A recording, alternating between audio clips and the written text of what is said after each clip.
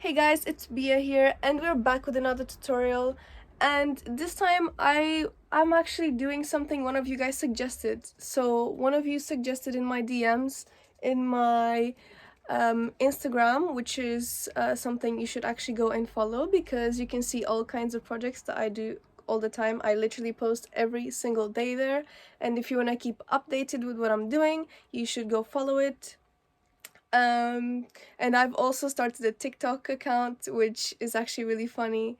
I'll play a video right now for you guys to see.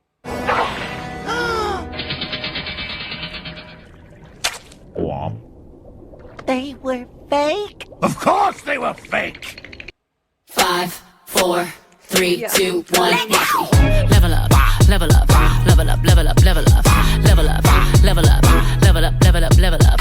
All this on me so yummy, all this sauce so yummy. No, you want this. And yeah, I just thought it would be really fun for you guys to watch the. Today, what I'm going to make is actually something that was suggested, as I said, and I am going to tell you guys now what it's called because guess what? I already forgot because it had such a long name and I have no idea. So, someone asked me to make a twist front rib knit top. Now, it doesn't have to be a knit top because obviously I don't have the fabric for that and I can't just get it on demand because guess what? The shops are closed.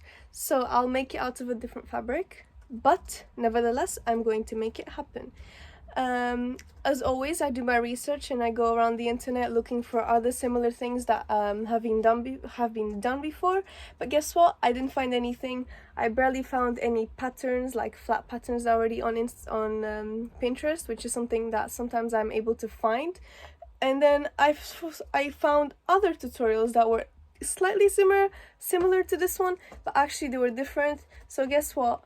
I'm going to do this all from my head and experimentation, and I figured out how to make it. So I hope you guys enjoy it, and yeah, let's get to it. So guys, the first thing you're going to do is you're going to measure 4 centimeters from the bottom, and you're going to draw a line down. By the way, I already had outlined the whole front bodice, and then after you draw the 4 centimeters, you're going to do a 1 centimeter distance up and you're going to draw another line, and then you're going to flatten out the bottom because the bodice actually has like some curves, so you take those out and then you're going to cut out the bottom piece. Next thing you're going to do is you are going to cut out the extra paper and you're going to also flatten the top like we did for the bottom. So this is where your shoulder would be. Next thing you're going to do is from the center front line, the bottom of it, okay, where I am pointing right now, you're going to draw 4 lines, 1 under the armhole, 1 in the armhole, and then 2 from the shoulder. They're all joined up to the bottom edge, so the bottom right corner. And it doesn't matter like how distant they are from each other. It doesn't, as long as you make them almost equal distancing, it's okay. Like it doesn't matter as long as it's 4 and you manage to cut them out. So you cut them and you are going to spread them out. Okay. Next step, you're going to place them all out and you're going to tape them down.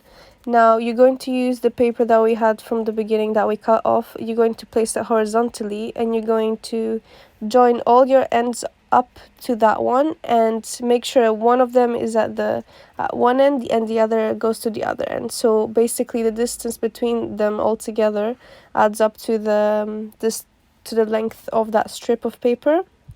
You have to try and like also do it as evenly as possible and when you're separating them, but it doesn't matter. Again, it doesn't have to be 100% perfect. Next stage, you're going to roll out a bit more of paper, okay, and you're going to place your strips which you just spread out, and you're going to tape them down because we're going to trace them out. So you tape it all down nicely. Again, using the strip as distancing. This is like our measuring tool basically for most of this. So then you have to take out the strip that you just used, and you're going to trace all the way around, as I said, using your ruler or your what's it called again? Pattern master. We do this all the way around with a pencil. And yeah, now we're going to proceed to cut out this section and continue to trace all the way around. The reason why I cut it out is because I don't want to have the big roll of paper attached to it. It just makes it so much harder, and it doesn't add mobility. See, I can turn up the paper upside down and all in all directions, but with it, it's really hard to do it. And then when you traced everything, you pull it out and you fix up anything that you saw that you missed out on. Next thing I'm doing is, because I forgot to note down where the notch was before I took out the paper that I just like the strips, so I'm just trying to figure out exactly where it would be and keep it, because this is important. Again, we roll out more paper. This is a lot of paper using, but it's okay because you can always use up the bits that you cut out before for other things, so you can always recycle them. Then what you're going to do is the paper that we just did, you place it upside down onto the paper that we just placed. So the paper that had the drawing is placed upside down. Then you're going to place it underneath this, and you're going to leave enough space so that you can have it mirrored. So because what I'm trying to do right now is I'm making the whole front of the bodice one piece, because I don't want to have a sewn edge in the middle. So I'm trying to basically just make it mirrored, right? So I keep going, and in this moment I also realized I forgot to do something else, but it's okay, we can fix it later. Now I am just tracing, because I can see, you guys can't see from now from the paper that, like, you can't see from the camera that the lines very well, but I could see it, especially if you buy the same paper as me. It's so thin, you can see everything through it. Next, you're going to roll out a bit more paper underneath, and this is the part that I forgot before, and I just started cutting like a mad woman. I rolled out more paper because I need to use the strip from before as a measuring tool. So you're going to measure how long it is, and then you're going to draw a line from the very bottom of your bodice. Okay, mine was, I think, 22 centimeters long. Then from that line you're going to draw 1 centimeter distances from both sides, so like as if you're drawing a seam allowance. Then you're going to find your longer side of the strip, and you are going to place it towards the middle as if you're going to draw an arrow, and you're going to use that anchor point of the longer side to then move around your piece of paper, and you're going to do this on both the left and the right side, so it's like a mirror again. Then what you're going to do is you're going to join up all the points, so from the edge to the point to the other edge, and then the smaller ones that you have at the bottom. Now it looks like an inverted arrow. Before I said it looked like an arrow pointing down. Now it looks like the opposite. Okay? And what we're going to do after you join these, you're going to actually draw a line across to flatten them out, which you'll see soon.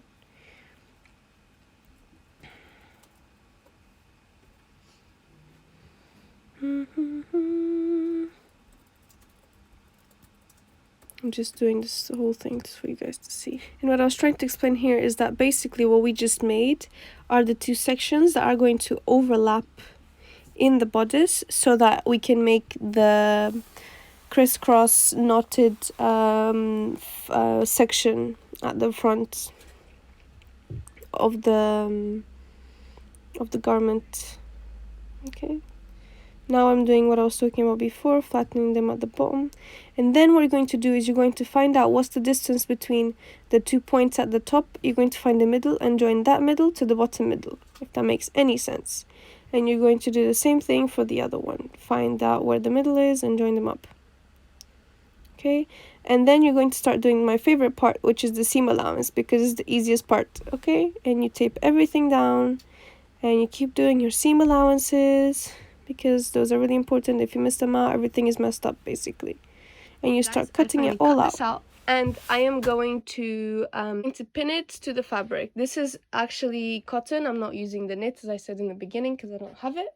And I'm currently making use of all the fabrics that I have been gathering for the whole year to make these tutorials. So yeah, I'm going to pin it and then I'm going to cut it out. Also, for the back and for the sleeves, they're basically just the same as the base, like the block that I gave you guys in the PDF. So I don't need to take you guys through any steps. You just put them together, you cut them out just as they are. You don't change anything about them. And yeah, this is basically what the tutorial is all about. It's all about the front. The back is just basic. You do the same thing in terms of you don't have to note down the darts, and you can, if you want, you can like cut them out separately and then sew them for the middle at the back, or you can make it into one piece. Like this one is, the front is like all one piece, and then cut it out as one. Okay guys, I finally cut everything out. This is my front, and that is my sleeve number 1, sleeve number 2, and then we have the back as well. I did not have enough fabric to make long sleeves, so I decided to make short sleeves. And my back, I didn't have enough fabric to cut the whole thing in one, so I did it in 2 parts. So we're going to start with the back. I am joining the 2 pieces together, outside with outside, and I'm going to do a stitch, just like running stitch for the whole thing. And then I did a zigzag stitch just for the edge so it doesn't fray. And then I'm going over it from the outside with a running stitch, so I can just keep that seam nice and controlled. I also like the detail that the detail that adds to it. Just it makes it look nice. And then this is our front section. What we're going to do is you're going to fold that strip in half. So with it facing up, you fold the strip in half, and this is meant to be how it looks like. Now I want it to have a hidden seam, so I'm folding it the opposite way, so with the inside out, and then I am sewing it all the way around, so that then I can flip it inside out and I have the 2 sections in the 2 bottom strips perfect and without any visible seams. Also, what I'm showing right now is the fact that when you're sewing that section, like the middle where they join, you have to be very careful. I didn't even do a very big seam allowance there because it did not exist. Then with these 2 sections, you're going to flip I don't know whichever one you want. I think I did the left over the right, and then I am pinning the left under the right, and then the right over the left, if that makes any sense. You guys can see the video, and I'm just pinning it to show you guys how this is how we make the knotted effect. Now before you start sewing it, you're going to have to give it a little bit of like a 0.5 centimeter seam underneath it, so that we can hide the edges of the fabric underneath. So you fold it up and you sew it, and then after you sew that, you have to sew the strips on top of that, which means that the bottom is nice and clean. And alright, then with the outsides together of both the back and the front, with them facing each other, you start by sewing one of your shoulders. Now you realize there's actually extra fabric in the middle, so you have to do a pleat, okay? Because the front shoulder is actually longer than the back one, so you have to make up for that and sew it. Anyways, you proceed to sew it all together, and then you're going to do the collar. So you start by doing the zigzag stitch all around the collar, and then you do a hem, so you fold it over and you do a running stitch all around it. Don't make sure that you do this like fold it inwards, not outwards, so you can't see. Okay, don't make that mistake. And then what I realized at this point is that my head's not going to fit through this because this fabric is not stretchy. So what I decided to do is actually to add a zip, and then my machine went crazy and then I had to fight it for a long time, so I had to stop the video. Continuing, I started joining the sleeves all the way around. Okay, make sure you use your notches so you get it right. And now we're going to do the same thing with the sleeves. So we're going to sew a zigzag stitch and then do the hem. So guys, I lost a little bit of footage, so you have to fold and do the hems also in the bottom back, and then you'll be done with your t-shirt. And that's it. That's the final product. I hope you guys enjoyed it. I had fun doing this project. Also, I realized I made it kind of short, so if you want it a bit longer, add a bit of extra fabric at the bottom before you do this whole thing. So before you start cutting and manipulating, add like, I don't know, like 10 centimeters if you want it to be longer, because this came out more like a crop top than like a long top. And that's the back for you guys to see, because I tried to add extra at the back because I didn't want to get cold. I was like, this is already too short, let me try and fix it. But anyways, the whole thing is for the front. I hope you guys enjoyed it. There's the knot. Alright, it actually looks kind of nice with the short shoulders. This is like a t-shirt. It kind of makes sense. It's good, it's nice, I like it. I hope you guys enjoyed it. I hope it was useful. If you have any questions, make sure you leave those underneath. Make sure you leave those in the comments below. Don't forget to like, share and subscribe, and yeah, give me any other suggestions of anything you'd like me to do, even if it's not tutorial and you just want me to see me do something crazy. Anyways, I hope you enjoyed it. Bye guys, see you later.